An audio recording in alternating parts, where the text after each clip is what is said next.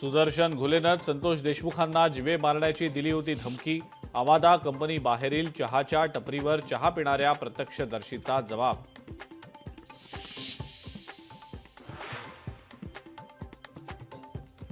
प्रशांत कोरटकरनं पळून जाण्यासाठी वापरलेली कार पोलिसांनी केली जप्त। कोल्हापूर पोलिसांनी कोल्हापुरात कार आणली। सुरक्षेच्या कारणास्तव कार अज्ञात स्थळी हलवली। करुणा मुंडेंसोबत कथित लग्नावरनं धनंजय मुंडेंच्या अडचणींमध्ये वाढ। मुलांना स्वीकारलं पण करुणा पत्नी नसल्याचा मुंडेंच्या वकिलांचा दावा।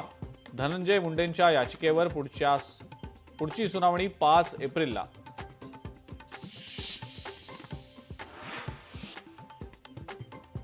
नाशकात कुंभमेळा आहे म्हणून मी जर पालकमंत्री असलो तर अधिक गती देता येऊ शकेल, मंत्री गिरीश महाजन यांचं वक्तव्य।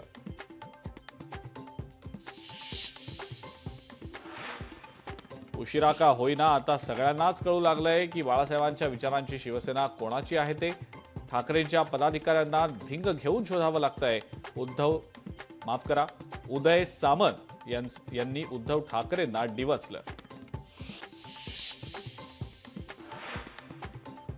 पंतप्रधान नरेंद्र मोदींचा महत्वाकांक्षी स्मार्ट सिटी प्रकल्प गुंडाळण्यात येणार। केंद्र सरकारचा निधी न मिळाल्यानं मालमत्ता पालिकेकडे हस्तांतरित होणार।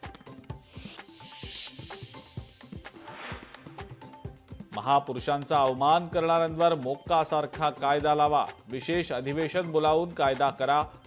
खासदार उदयनराजे भोसलेंची महायुती सरकारकडे मागणी। गुढीपाडव्याच्या मुहूर्तावर ठाकरी तोफ धडाडणार। मनसेच्या गुढीपाडवा मेळाव्याची जोरदार तयारी। राज ठाकरेंच्या निशाण्यावर कोण याची उत्सुकता।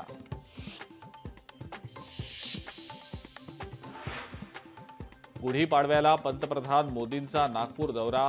मोदींच्या दौऱ्यादरम्यान कडक सुरक्षा व्यवस्था तैनात।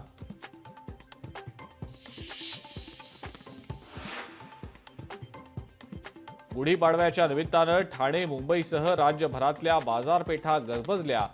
फुलं, हार आणि गुढीचं सामान खरेदी करण्यासाठी ग्राहकांची होतीये मोठी गर्दी।